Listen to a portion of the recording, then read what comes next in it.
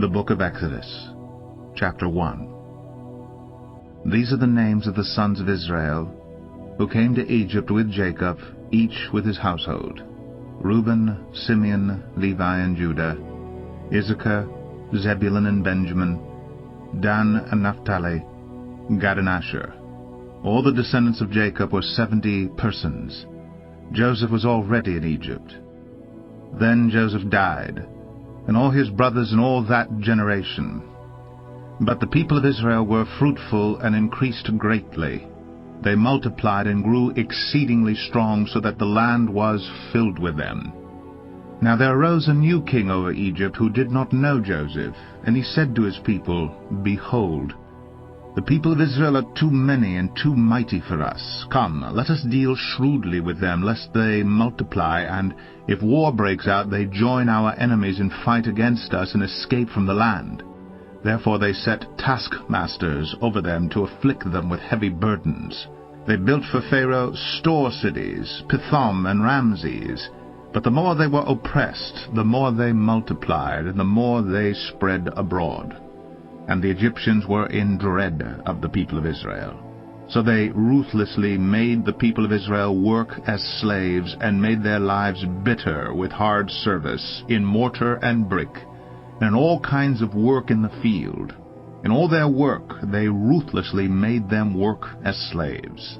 Then the king of Egypt said to the Hebrew midwives, one of whom was named Shiphrah, and the other Puah, When you serve as midwife to the Hebrew women, and see them on the birth stool, if it is a son, you shall kill him, but if it is a daughter, she shall live. But the midwives feared God, and did not do as the king of Egypt commanded them, but let the male children live. So the king of Egypt called the midwives, and said to them, Why have you done this? And let the male children live. The midwives said to Pharaoh, Because the Hebrew women are not like the Egyptian women, for they are vigorous and give birth before the midwife comes to them. So God dealt well with the midwives, and the people multiplied and grew very strong. And because the midwives feared God, he gave them families. Then Pharaoh commanded all his people, Every son that is born to the Hebrews you shall cast into the Nile, but you shall let every daughter live. Exodus 2. Now a man from the house of Levi went and took as his wife a Levite woman. The woman conceived and bore a son, and when she saw that he was a fine child, she hid him 3 months. When she could hide him no longer, she took for him a basket made of bulrushes, and daubed it with bitumen and pitch. She put the child in it, and placed it among the reeds by the river bank. And his sister stood at a distance to know what would be done to him. Now the daughter of Pharaoh came down to bathe at the river, while her young women walked beside the river. She saw the basket among the reeds, and sent her servant woman, and she took it. When she opened it, she saw the child, and behold, the baby was crying. She took pity on him, and said, This is one of the Hebrews' children. Then his sister said to Pharaoh's daughter, Shall I go and call you a nurse from the Hebrew women to nurse the child for you? And Pharaoh's daughter said to her, Go. So the girl went and called the child's mother. And Pharaoh's daughter said to her, Take this child away and nurse him for me, and I will give you your wages. So the woman took the child and nursed him. When the child grew up, she brought him to Pharaoh's daughter, and he became her son. She named him Moses, because she said, I drew him out of the water. One day when Moses had grown up, he went out to his people, and looked on their burdens. And he saw an Egyptian beating a Hebrew, one of his people. He looked this way and that, and seeing no one, he struck down the Egyptian, and hid him in the sand. When he went out the next day, behold, 2 Hebrews were struggling together. And he said to the man in the wrong, Why do you strike your companion? He answered, Who made you a prince and judge over us? Do you mean to kill me, as you killed the Egyptian? Then Moses was afraid, and thought, Surely the thing is known. When Pharaoh heard of it, he sought to kill Moses. But Moses fled from Pharaoh, and stayed in the land of Midian, and he sat down by a well. Now the priest of Midian had 7 daughters, and they came and drew water, and filled the troughs to water their father's flock. The shepherds came and drove them away. But Moses stood up and saved them, and watered their flock. When they came home to their father Reuel, he said, "How is it that you have come home so soon today?" They said, "An Egyptian delivered us out of the hand of the shepherds, and even drew water for us, and watered the flock." He said to his daughters, "Then where is he? Why have you left the man? Call him, that he may eat bread." And Moses was content to dwell with the man. And he gave Moses his daughter Zipporah. She gave birth to a son, and he called his name Gershom, for he said, "I have been a sojourner in a foreign land." During those many days the king of Egypt died, and the people of Israel groaned because of their slavery, and cried out for help. Their cry for rescue from slavery came up to God, and God heard their groaning, and God remembered his covenant with Abraham, with Isaac, and with Jacob. God saw the people of Israel, and God knew. Exodus 3. Now Moses was keeping the flock of his father-in-law Jethro, the priest of Midian. And he led his flock to the west side of the wilderness, and came to Horeb, the mountain of God. And the angel of the Lord appeared to him in a flame of fire out of the midst of a bush. He looked, and behold, the bush was burning, yet it was not consumed. And Moses said, "I will turn aside to see this great sight, why the bush is not burned." When the Lord saw that he turned aside to see, God called to him out of the bush, "Moses, Moses." And he said, "Here I am." Then he said, "Do not come near. Take your sandals off your feet, for the place on which you are standing is holy ground." And he said, "I am the God of your father, the God of Abraham, the God of Isaac, and the God of Jacob." And Moses hid his face, for he was afraid to look at God. Then the Lord said, "I have surely seen the affliction of my people who are in Egypt, and have heard their cry because of their taskmasters. I know their sufferings, and I have come down to deliver them out of the hand of the Egyptians, and to bring them up out of that land to a good and broad land, a land flowing with milk and honey, to the place of the Canaanites, the Hittites, the Amorites, the Perizzites, the Hivites, and the Jebusites.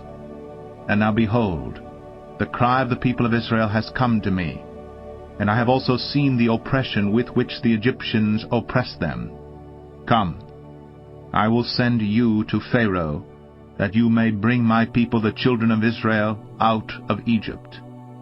But Moses said to God, "Who am I that I should go to Pharaoh and bring the children of Israel out of Egypt?"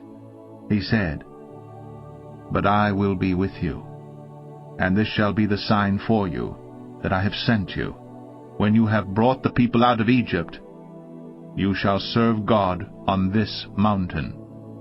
Then Moses said to God, "If I come to the people of Israel and say to them, 'The God of your fathers has sent me to you,' and they ask me, 'What is his name?' what shall I say to them?" God said to Moses, "I am who I am." And he said, "Say this to the people of Israel, 'I am has sent me to you.'" God also said to Moses, "Say this to the people of Israel, 'The Lord, the God of your fathers, the God of Abraham, the God of Isaac, and the God of Jacob has sent me to you. This is my name forever, and thus I am to be remembered throughout all generations. Go, and gather the elders of Israel together, and say to them, 'The Lord, the God of your fathers, the God of Abraham, of Isaac, and of Jacob, has appeared to me, saying, I have observed you, and what has been done to you in Egypt, and I promise that I will bring you up out of the affliction of Egypt, to the land of the Canaanites, the Hittites, the Amorites, the Perizzites, the Hivites, and the Jebusites, a land flowing with milk and honey. And they will listen to your voice, and you and the elders of Israel shall go to the king of Egypt, and say to him, 'The Lord, "The God of the Hebrews has met with us, and now, please, let us go a 3 days' journey into the wilderness, that we may sacrifice to the Lord our God. But I know that the king of Egypt will not let you go unless compelled by a mighty hand. So I will stretch out my hand and strike Egypt with all the wonders that I will do in it. After that he will let you go. And I will give this people favor in the sight of the Egyptian. And when you go, you shall not go empty, but each woman shall ask of her neighbor, and any woman who lives in her house, for silver and gold jewelry, and for clothing. You shall put them on your sons and on your daughters. So you shall plunder the Egyptians." Exodus 4. Then Moses answered, "But behold, they will not believe me or listen to my voice, for they will say, 'The Lord did not appear to you.'" The Lord said to him, "What is that in your hand?" He said, "A staff." And he said, "Throw it on the ground." So he threw it on the ground, and it became a serpent. And Moses ran from it. But the Lord said to Moses, "Put out your hand and catch it by the tail." So he put out his hand and caught it, and it became a staff in his hand. "That they may believe that the Lord, the God of their fathers, the God of Abraham, the God of Isaac, and the God of Jacob, has appeared to you." Again the Lord said to him, "Put your hand inside your cloak." And he put his hand inside his cloak. And when he took it out, behold, his hand was leprous, like snow. Then God said, "Put your hand back inside your cloak." So he put his hand back inside his cloak, and when he took it out, behold, it was restored, like the rest of his flesh. "If they will not believe you," God said, "or listen to the first sign, they may believe the latter sign. If they will not believe even these 2 signs, or listen to your voice, you shall take some water from the Nile, and pour it on the dry ground, and the water that you shall take from the Nile will become blood on the dry ground." But Moses said to the Lord, "O my Lord, I am not eloquent, either in the past or since you have spoken to your servant, but I am slow of speech and of tongue." Then the Lord said to him, "Who has made man's mouth? Who makes him mute, or deaf, or seeing, or blind? Is it not I, the Lord? Now therefore go, and I will be with your mouth, and teach you what you shall speak." But he said, "O my Lord, please send someone else." Then the anger of the Lord was kindled against Moses, and he said, "Is there not Aaron, your brother, the Levite? I know that he can speak well. Behold, he is coming out to meet you, and when he sees you, he will be glad in his heart. You shall speak to him, and put the words in his mouth, and I will be with your mouth, and with his mouth, and will teach you both what to do. He shall speak for you to the people, and he shall be your mouth, and you shall be as God to him. And take in your hand this staff, with which you shall do the signs." Moses went back to Jethro his father-in-law and said to him, "Please, let me go back to my brothers in Egypt to see whether they are still alive." And Jethro said to Moses, "Go in peace." And the Lord said to Moses in Midian, "Go back to Egypt, for all the men who were seeking your life are dead." So Moses took his wife and his sons, and had them ride on a donkey, and went back to the land of Egypt. And Moses took the staff of God in his hand. And the Lord said to Moses, "When you go back to Egypt, see that you do before Pharaoh all the miracles that I have put in your power. But I will harden his heart, so that he will not let the people go. Then you shall say to Pharaoh, 'Thus says the Lord, Israel is my firstborn son, and I say to you, let my son go, that he may serve me. If you refuse to let him go, behold, I will kill your firstborn son.'" At a lodging place on the way the Lord met him, and sought to put him to death. Then Zipporah took a flint, and cut off her son's foreskin, and touched Moses' feet with it, and said, "Surely you are a bridegroom of blood to me." So he let him alone. It was then that she said, "a bridegroom of blood," because of the circumcision. The Lord said to Aaron, "Go into the wilderness to meet Moses." So he went, and met him at the mountain of God, and kissed him. And Moses told Aaron all the words of the Lord with which he had sent him to speak, and all the signs that he had commanded him to do. Then Moses and Aaron went and gathered together all the elders of the people of Israel.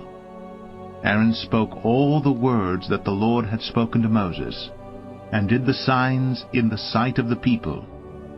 And the people believed. And when they heard that the Lord had visited the people of Israel, and that he had seen their affliction, they bowed their heads and worshipped. Exodus 5.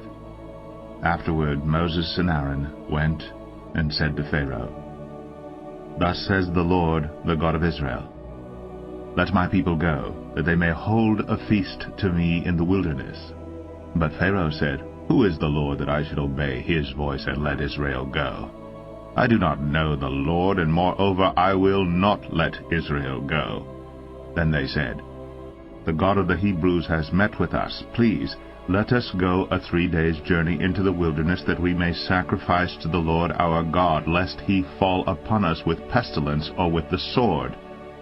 But the king of Egypt said to them, "Moses and Aaron, why do you take the people away from their work? Get back to your burdens." And Pharaoh said, "Behold, the people of the land are now many, and you make them rest from their burdens." The same day Pharaoh commanded the taskmasters of the people and their foremen, "You shall no longer give the people straw to make bricks, as in the past. Let them go and gather straw for themselves. But the number of bricks that they made in the past you shall impose on them. You shall by no means reduce it, for they are idle. Therefore they cry, 'Let us go and offer sacrifice to our God.' Let heavier work be laid on the men, that they may labor at it, and pay no regard to lying words." So the taskmasters and the foremen of the people went out and said to the people, "Thus says Pharaoh, I will not give you straw. Go and get your straw yourselves wherever you can find it, but your work will not be reduced in the least." So the people were scattered throughout all the land of Egypt to gather stubble for straw. The taskmasters were urgent, saying, "Complete your work, your daily task each day, as when there was straw." And the foremen of the people of Israel, whom Pharaoh's taskmasters had set over them, were beaten and were asked, "Why have you not done all your task of making bricks today and yesterday as in the past?" Then the foremen of the people of Israel came and cried to Pharaoh, "Why do you treat your servants like this? No straw is given to your servants, yet they say to us, 'Make bricks.' And behold, your servants are beaten, but the fault is in your own people." But he said, "You are idle. You are idle. That is why you say, 'Let us go and sacrifice to the Lord.' Go now and work. No straw will be given you, but you must still deliver the same number of bricks." The foremen of the people of Israel saw that they were in trouble when they said, "You shall by no means reduce your number of bricks, your daily task each day." They met Moses and Aaron, who were waiting for them, as they came out from Pharaoh, and they said to them, "The Lord look on you and judge, because you have made us stink in the sight of Pharaoh and his servants, and have put a sword in their hand to kill us." Then Moses turned to the Lord and said, "O Lord, why have you done evil to this people? Why did you ever send me? For since I came to Pharaoh to speak in your name, he has done evil to this people, and you have not delivered your people at all." Exodus 6. But the Lord said to Moses, "Now you shall see what I will do to Pharaoh. For with a strong hand he will send them out, and with a strong hand he will drive them out of his land." God spoke to Moses and said to him, "I am the Lord. I appeared to Abraham, to Isaac, and to Jacob as God Almighty, but by my name, the Lord, I did not make myself known to them. I also established my covenant with them to give them the land of Canaan, the land in which they lived as sojourners.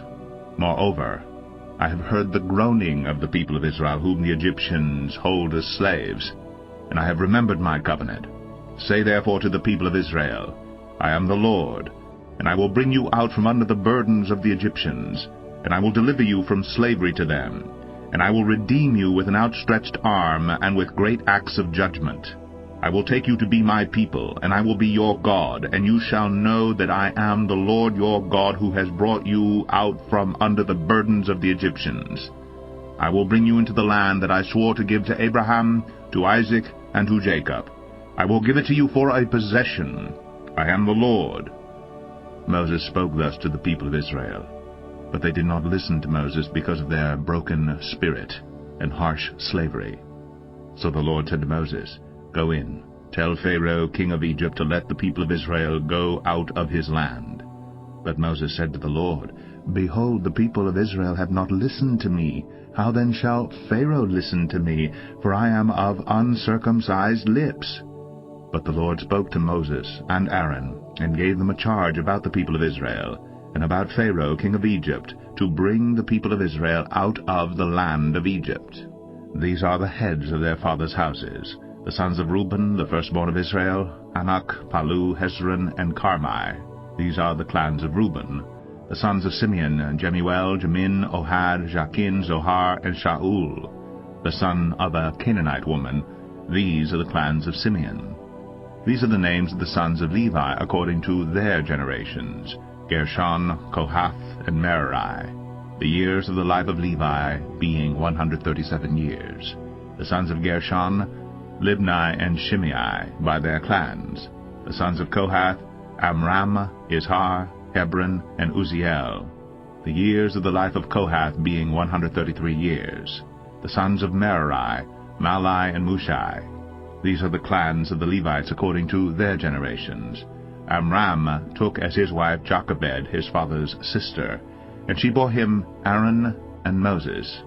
The years of the life of Amram being 137 years. The sons of Izhar, Korah, Nepheg, and Zichri. The sons of Uzziel, Mishael, Elzaphan, and Sithri.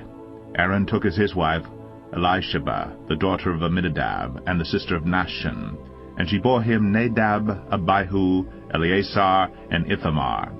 The sons of Korah, Asir, Elkanah, and Abiasaph. These are the clans of the Korahites.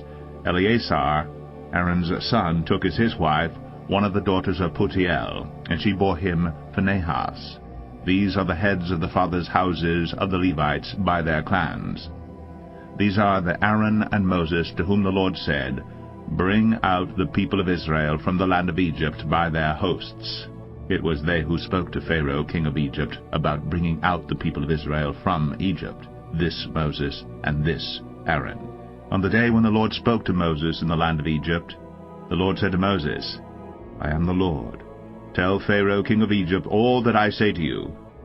But Moses said to the Lord, "Behold, I am of uncircumcised lips. How will Pharaoh listen to me?" Exodus 7. And the Lord said to Moses, "See, I have made you like God to Pharaoh, and your brother Aaron shall be your prophet. You shall speak all that I command you, and your brother Aaron shall tell Pharaoh to let the people of Israel go out of his land. But I will harden Pharaoh's heart, and though I multiply my signs and wonders in the land of Egypt, Pharaoh will not listen to you. Then I will lay my hand on Egypt, and bring my hosts, my people, the children of Israel, out of the land of Egypt by great acts of judgment. The Egyptians shall know that I am the Lord, when I stretch out my hand against Egypt, and bring out the people of Israel from among them." Moses and Aaron did so. They did just as the Lord commanded them. Now Moses was 80 years old, and Aaron 83 years old, when they spoke to Pharaoh.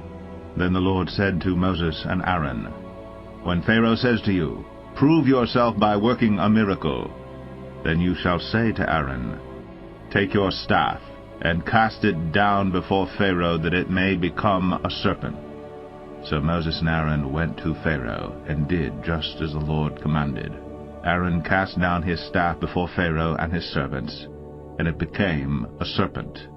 Then Pharaoh summoned the wise men and the sorcerers, and they, the magicians of Egypt, also did the same by their secret arts. For each man cast down his staff, and they became serpents. But Aaron's staff swallowed up their staffs. Still Pharaoh's heart was hardened, and he would not listen to them, as the Lord had said. Then the Lord said to Moses, Pharaoh's heart is hardened. He refuses to let the people go. Go to Pharaoh in the morning, as he is going out to the water. Stand on the bank of the Nile to meet him, and take in your hand the staff that turned into a serpent. And you shall say to him, The Lord, the God of the Hebrews, sent me to you, saying, Let my people go, that they may serve me in the wilderness. But so far you have not obeyed. Thus says the Lord, By this you shall know that I am the Lord.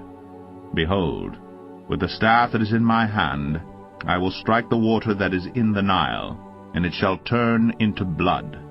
The fish in the Nile shall die, and the Nile will stink, and the Egyptians will grow weary of drinking water from the Nile. And the Lord said to Moses, Say to Aaron, Take your staff, and stretch out your hand over the waters of Egypt, over their rivers, their canals, and their ponds, and all their pools of water, so that they may become blood. And there shall be blood throughout all the land of Egypt, even in vessels of wood and in vessels of stone. Moses and Aaron did as the Lord commanded. In the sight of Pharaoh, and in the sight of his servants, he lifted up the staff, and struck the water in the Nile, and all the water in the Nile turned into blood. And the fish in the Nile died, and the Nile stank, so that the Egyptians could not drink water from the Nile. There was blood throughout all the land of Egypt. But the magicians of Egypt did the same by their secret arts.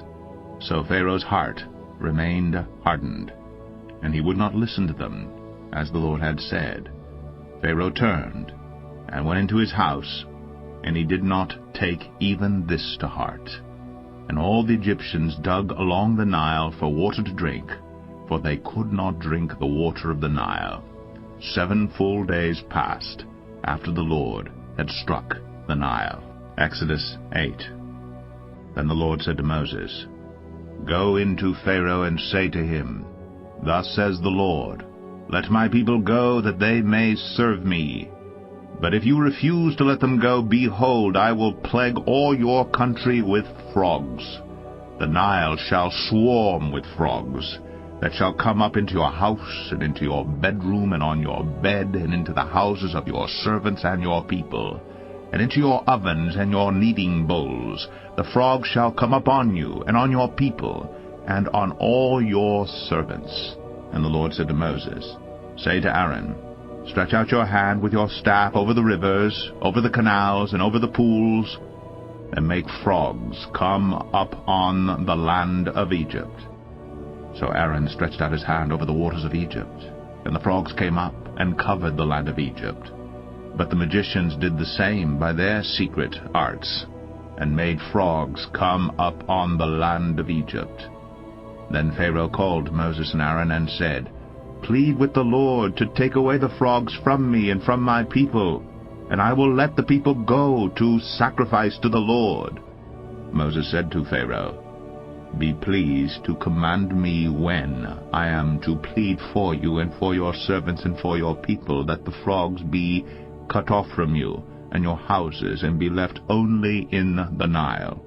And he said, Tomorrow. Moses said, Be it as you say, so that you may know that there is no one like the Lord our God. The frogs shall go away from you and your houses and your servants and your people. They shall be left only in the Nile. So Moses and Aaron went out from Pharaoh, and Moses cried to the Lord about the frogs, as he had agreed with Pharaoh. And the Lord did according to the word of Moses.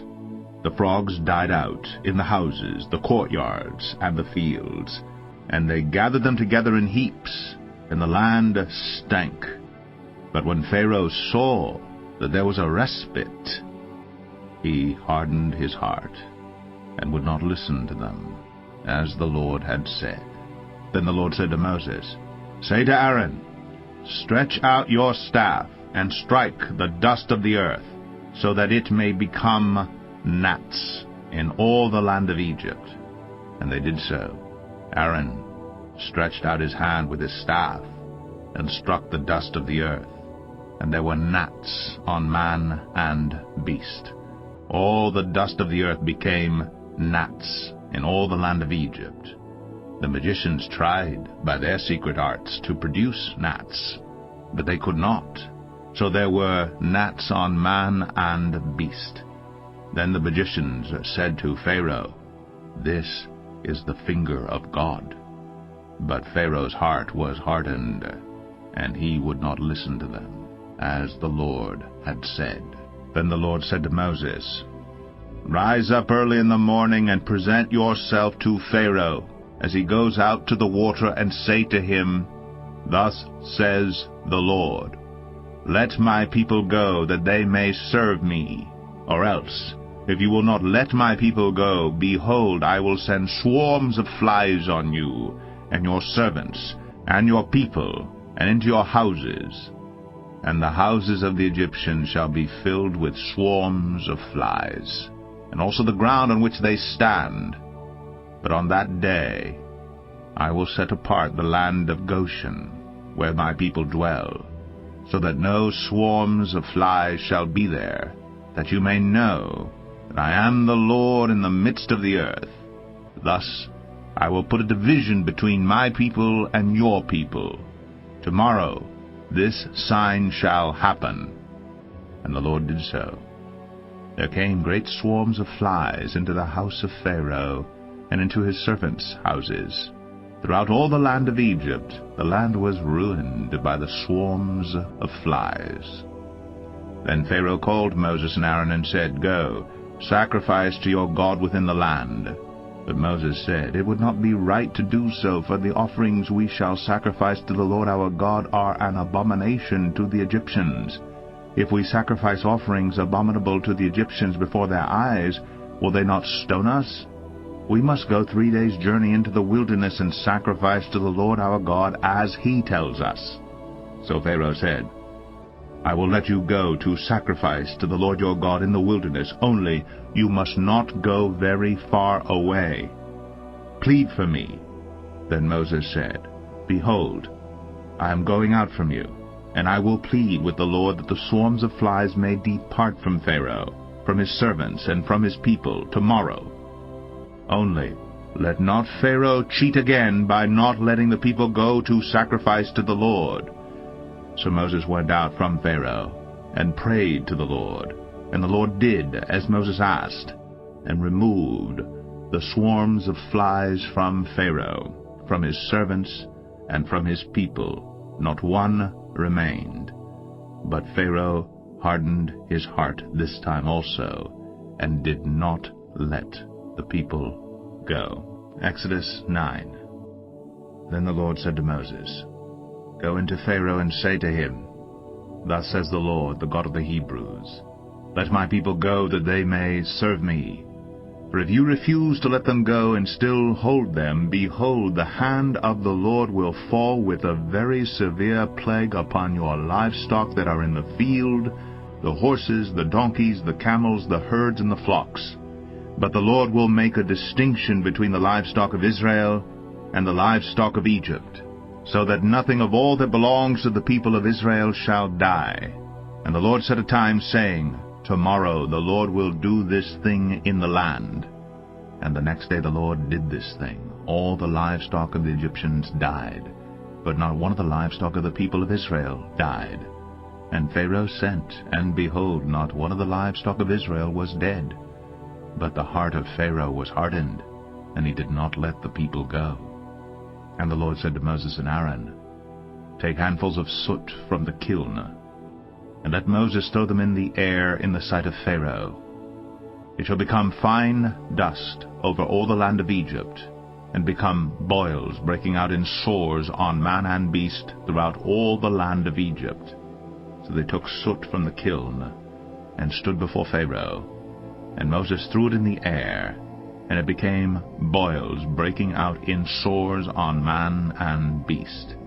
And the magicians could not stand before Moses because of the boils, for the boils came upon the magicians, and upon all the Egyptians. But the Lord hardened the heart of Pharaoh, and he did not listen to them. as the Lord had spoken to Moses.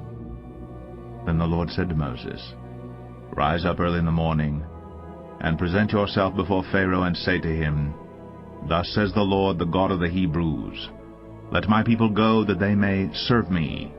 For this time I will send all my plagues on you yourself, and on your servants, and your people, so that you may know that there is none like me in all the earth.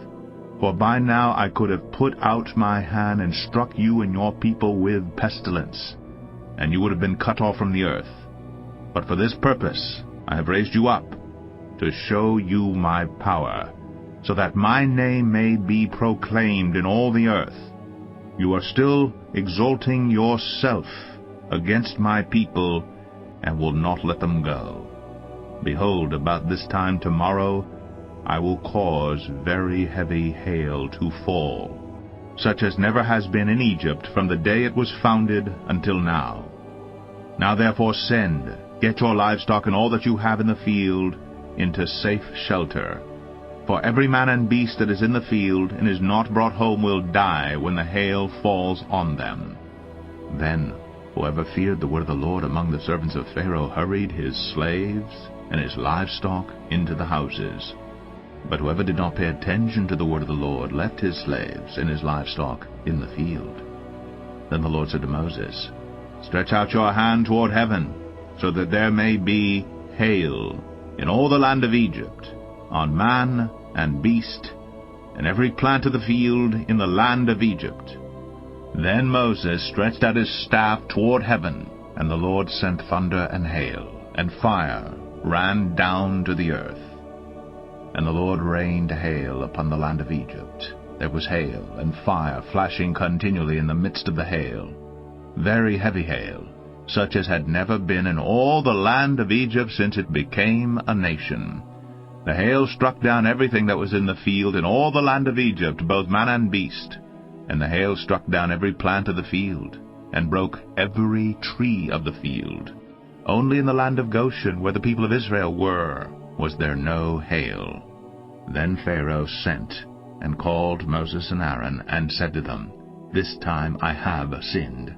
The Lord is in the right, and I and my people are in the wrong. Plead with the Lord, for there has been enough of God's thunder and hail. I will let you go, and you shall stay no longer. Moses said to him, As soon as I have gone out of the city, I will stretch out my hands to the Lord. The thunder will cease, and there will be no more hail, so that you may know that the earth is the Lord's. But as for you and your servants, I know that you do not yet fear the Lord God. The flax and the barley were struck down, for the barley was in the ear, and the flax was in the bud. But the wheat and the emmer were not struck down, for they are late in coming up. So Moses went out of the city from Pharaoh, and stretched out his hands to the Lord, and the thunder and the hail ceased, and the rain no longer poured upon the earth. But when Pharaoh saw that the rain and the hail and the thunder had ceased, he sinned yet again, and hardened his heart, he and his servants. So the heart of Pharaoh was hardened, and he did not let the people of Israel go, just as the Lord had spoken through Moses. Exodus 10. Then the Lord said to Moses, Go into Pharaoh, for I have hardened his heart, and the heart of his servants, that I may show these signs of mine among them, and that you may tell in the hearing of your son and of your grandson how I have dealt harshly with the Egyptians, and what signs I have done among them, that you may know that I am the Lord. So Moses and Aaron went in to Pharaoh and said to him, Thus says the Lord, the God of the Hebrews, How long will you refuse to humble yourself before me? Let my people go, that they may serve me. For if you refuse to let my people go, behold, tomorrow I will bring locusts into your country, and they shall cover the face of the land, so that no one can see the land. And they shall eat what is left to you after the hail, and they shall eat every tree of yours that grows in the field. And they shall fill your houses, and the houses of all your servants, and of all the Egyptians, as neither your fathers nor your grandfathers have seen from the day they came on earth to this day." Then he turned and went out from Pharaoh. Then Pharaoh's servants said to him, "How long shall this man be a snare to us? Let the men go, that they may serve the Lord their God. Do you not yet understand that Egypt is ruined?" So Moses and Aaron were brought back to Pharaoh, and he said to them, "Go, serve the Lord your God. But which ones are to go?" Moses said, "We will go with our young and our old. We will go with our sons and daughters and with our flocks and herds, for we must hold a feast to the Lord." But he said to them, "The Lord be with you. If ever I let you and your little ones go, look, you have some evil purpose in mind. No. Go, the men among you, and serve the Lord, for that is what you are asking." And they were driven out from Pharaoh's presence. Then the Lord said to Moses, "Stretch out your hand over the land of Egypt for the locusts, so that they may come upon the land of Egypt and eat every plant in the land, all that the hail has left." So Moses stretched out his staff over the land of Egypt. And the Lord brought an east wind upon the land all that day and all that night. When it was morning, the east wind had brought the locusts. The locusts came up over all the land of Egypt, and settled on the whole country of Egypt, such a dense swarm of locusts as had never been before, nor ever will be again. They covered the face of the whole land, so that the land was darkened. And they ate all the plants in the land, and all the fruit of the trees that the hail had left. Not a green thing remained, neither tree nor plant of the field, through all the land of Egypt. Then Pharaoh hastily called Moses and Aaron and said, "I have sinned against the Lord your God and against you. Now therefore forgive my sin, please, only this once, and plead with the Lord your God only to remove this death from me." So he went out from Pharaoh and pleaded with the Lord. And the Lord turned the wind into a very strong west wind, which lifted the locusts and drove them into the Red Sea. Not a single locust was left in all the country of Egypt. But the Lord hardened Pharaoh's heart, and he did not let the people of Israel go. Then the Lord said to Moses, "Stretch out your hand toward heaven, that there may be darkness over the land of Egypt, a darkness to be felt." So Moses stretched out his hand toward heaven, and there was pitch darkness in all the land of Egypt 3 days. They did not see one another, nor did anyone rise from his place for 3 days. But all the people of Israel had light where they lived. Then Pharaoh called Moses and said, "Go, serve the Lord. Your little ones also may go with you.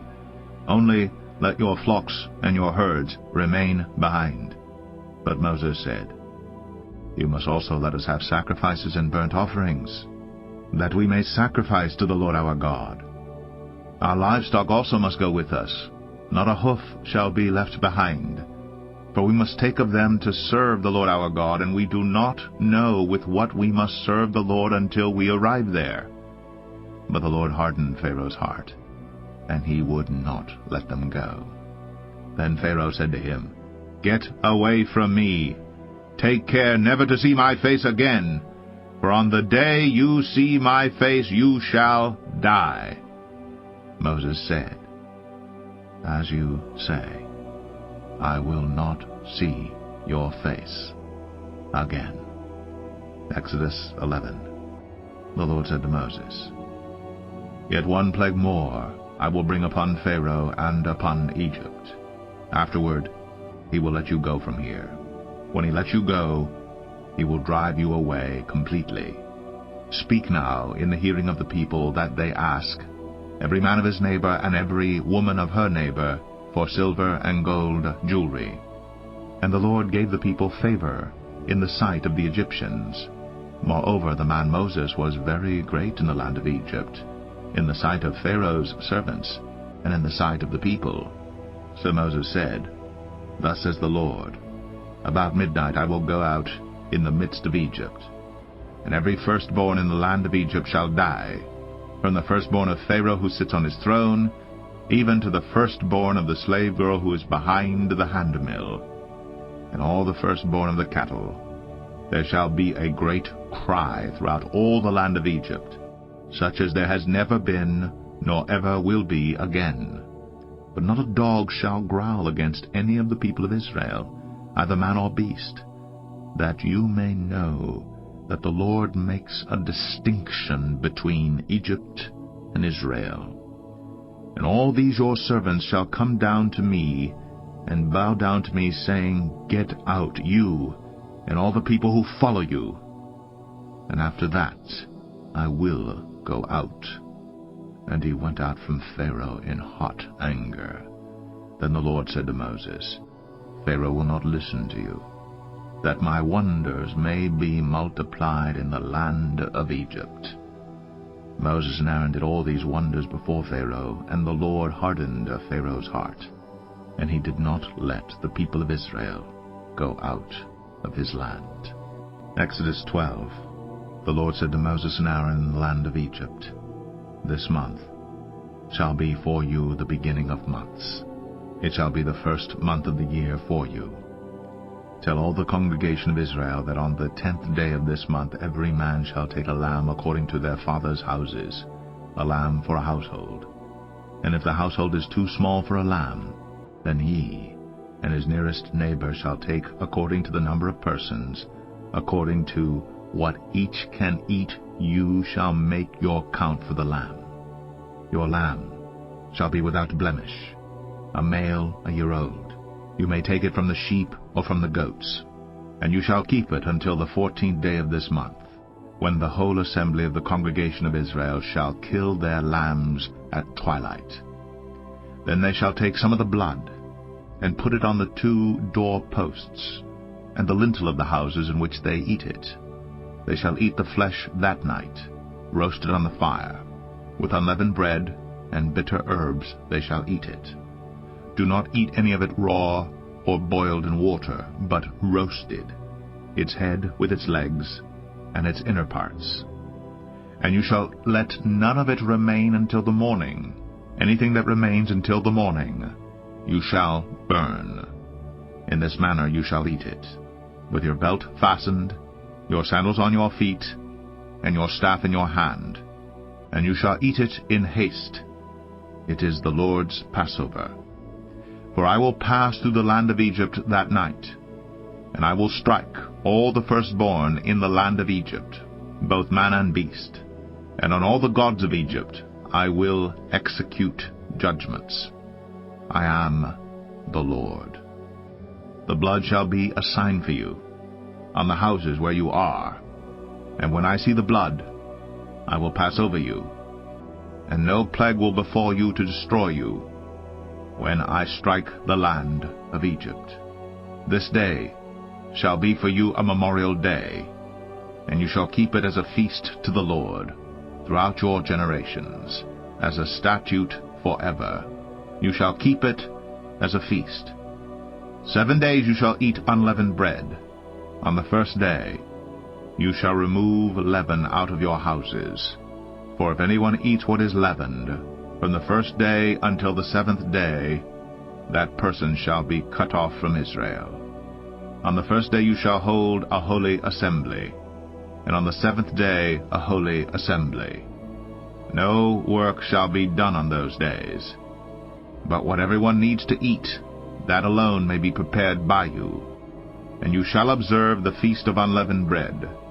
For on this very day I brought your hosts out of the land of Egypt. Therefore you shall observe this day throughout your generations, as a statute forever. In the 1st month, from the 14th day of the month at evening, you shall eat unleavened bread until the 21st day of the month at evening. For 7 days no leaven is to be found in your houses. If anyone eats what is leavened, that person will be cut off from the congregation of Israel, whether he is a sojourner or a native of the land. You shall eat nothing leavened. In all your dwelling places you shall eat unleavened bread. That Moses called all the elders of Israel and said to them, Go and select lambs for yourselves according to your clans, and kill the Passover lamb. Take a bunch of hyssop, and dip it in the blood that is in the basin, and touch the lintel and the 2 doorposts with the blood that is in the basin. None of you shall go out of the door of his house until the morning. For the Lord will pass through to strike the Egyptians, and when he sees the blood on the lintel and on the 2 doorposts, the Lord will pass over the door, and will not allow the destroyer to enter your houses to strike you. You shall observe this rite as a statute for you and for your sons forever. And when you come to the land that the Lord will give you, as he has promised, you shall keep this service. And when your children say to you, What do you mean by this service? You shall say, It is the sacrifice of the Lord's Passover. For he passed over the houses of the people of Israel in Egypt, when he struck the Egyptians, but spared our houses. And the people bowed their heads and worshipped. Then the people of Israel went and did so, as the Lord had commanded Moses and Aaron, so they did. At midnight the Lord struck down all the firstborn in the land of Egypt, from the firstborn of Pharaoh who sat on his throne, to the firstborn of the captive who was in the dungeon, and all the firstborn of the livestock. And Pharaoh rose up in the night, he and all his servants and all the Egyptians. And there was a great cry in Egypt, for there was not a house where someone was not dead. Then he summoned Moses and Aaron by night and said, Up, go out from among my people, both you and the people of Israel, and go, serve the Lord as you have said. Take your flocks and your herds as you have said, and be gone, and bless me also. The Egyptians were urgent with the people to send them out of the land in haste, for they said, We shall all be dead. So the people took their dough before it was leavened, their kneading bowls being bound up in their cloaks on their shoulders. The people of Israel had also done as Moses told them, for they had asked the Egyptians for silver and gold jewelry and for clothing. And the Lord had given the people favor in the sight of the Egyptians, so that they let them have what they asked. Thus they plundered the Egyptians. And the people of Israel journeyed from Ramses to Succoth, about 600,000 men on foot, besides women and children. A mixed multitude also went up with them, and very much livestock, both flocks and herds. And they baked unleavened cakes of the dough that they had brought out of Egypt. For it was not leavened, because they were thrust out of Egypt, and could not wait, nor had they prepared any provisions for themselves. The time that the people of Israel lived in Egypt was 430 years. At the end of 430 years, on that very day, all the hosts of the Lord went out from the land of Egypt. It was a night of watching by the Lord, to bring them out of the land of Egypt. So this same night is a night of watching kept to the Lord by all the people of Israel throughout their generations. And the Lord said to Moses and Aaron, This is the statute of the Passover. No foreigner shall eat of it, but every slave that is bought for money may eat of it after you have circumcised him. No foreigner or hired servant may eat of it. It shall be eaten in one house. You shall not take any of the flesh outside the house, and you shall not break any of its bones. All the congregation of Israel shall keep it. If a stranger shall sojourn with you, and would keep the Passover to the Lord, let all his males be circumcised. Then he may come near and keep it. He shall be as a native of the land, but no uncircumcised person shall eat of it. There shall be one law for the native, and for the stranger who sojourns among you. All the people of Israel did just as the Lord commanded Moses and Aaron. And on that very day the Lord brought the people of Israel out of the land of Egypt by their hosts. Exodus 13. The Lord said to Moses, Consecrate to me all the firstborn. Whatever is the first to open the womb among the people of Israel, both of man and of beast, is mine." Then Moses said to the people, "Remember this day in which you came out from Egypt, out of the house of slavery. For by a strong hand the Lord brought you out from this place. No leavened bread shall be eaten. Today in the month of Abib you are going out. And when the Lord brings you into the land of the Canaanites, the Hittites, the Amorites, the Hivites, and the Jebusites, which he swore to your fathers to give you, a land flowing with milk and honey, you shall keep this service in this month. 7 days you shall eat unleavened bread, and on the 7th day there shall be a feast to the Lord. Unleavened bread shall be eaten for 7 days, no leavened bread shall be seen with you, and no leaven shall be seen with you in all your territory. You shall tell your son on that day, It is because of what the Lord did for me when I came out of Egypt.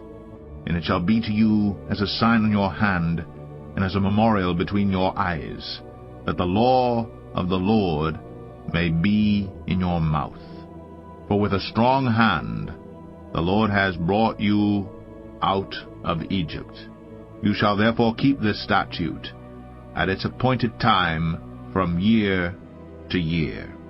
When the Lord brings you into the land of the Canaanites, as he swore to you and your fathers, and shall give it to you, you shall set apart to the Lord all that first opens the womb. All the firstborn of your animals that are male shall be the Lord's. Every firstborn of a donkey you shall redeem with a lamb. Or if you will not redeem it, you shall break its neck. Every firstborn of man among your sons you shall redeem. And when in time to come your son asks you, What does this mean? You shall say to him, By a strong hand the Lord brought us out of Egypt, from the house of slavery. For when Pharaoh stubbornly refused to let us go, the Lord killed all the firstborn in the land of Egypt, both the firstborn of man and the firstborn of animals. Therefore I sacrificed to the Lord all the males that first opened the womb, but all the firstborn of my sons I redeemed. It shall be as a mark on your hand, or frontlets between your eyes. For by a strong hand the Lord brought us out of Egypt. When Pharaoh let the people go, God did not lead them by way of the land of the Philistines, although that was near. For God said, Lest the people change their minds when they see war and return to Egypt. But God led the people around by the way of the wilderness toward the Red Sea. And the people of Israel went up out of the land of Egypt equipped for battle. Moses took the bones of Joseph with him, for Joseph had made the sons of Israel solemnly swear, saying, God will surely visit you, and you shall carry up my bones with you from here. And they moved on from Succoth, and encamped at Etham, on the edge of the wilderness. And the Lord went before them by day in a pillar of cloud to lead them along the way, and by night in a pillar of fire to give them light, that they might travel by day and by night. The pillar of cloud by day and the pillar of fire by night did not depart from before the people. Exodus 14. Then the Lord said to Moses, Tell the people of Israel to turn back and encamp in front of Pi-hahiroth, between Migdol and the sea, in front of Baal-Zephon. You shall encamp facing it by the sea. For Pharaoh will say of the people of Israel, They are wandering in the land, the wilderness has shut them in. And I will harden Pharaoh's heart, and he will pursue them. And I will get glory over Pharaoh and all his host. And the Egyptians shall know that I am the Lord. And they did so. When the king of Egypt was told that the people had fled, the mind of Pharaoh and his servants was changed toward the people, and they said, What is this we have done, that we have let Israel go from serving us? So he made ready his chariot, and took his army with him, and took 600 chosen chariots, and all the other chariots of Egypt with officers over all of them. And the Lord hardened the heart of Pharaoh, king of Egypt, and he pursued the people of Israel, while the people of Israel were going out defiantly. The Egyptians pursued them all Pharaoh's horses and chariots, and his horsemen and his army, and overtook them, encamped at the sea by Pi-hahiroth, in front of Baal-zephon. When Pharaoh drew near, the people of Israel lifted up their eyes, and behold, the Egyptians were marching after them, and they feared greatly. And the people of Israel cried out to the Lord. They said to Moses, "Is it because there are no graves in Egypt that you have taken us away to die in the wilderness? What have you done to us in bringing us out of Egypt? Is not this what we said to you in Egypt? Leave us alone that we may serve the Egyptians? For it would have been better for us to serve the Egyptians than to die in the wilderness." And Moses said to the people, "Fear not, stand firm, and see the salvation of the Lord, which he will work for you today. For the Egyptians whom you see today you shall never see again. The Lord will fight for you, and you have only to be silent." The Lord said to Moses, "Why do you cry to me? Tell the people of Israel to go forward. Lift up your staff and stretch out your hand over the sea and divide it, that the people of Israel may go through the sea on dry ground. And I will harden the hearts of the Egyptians so that they shall go in after them, and I will get glory over Pharaoh and all his host, his chariots and his horsemen.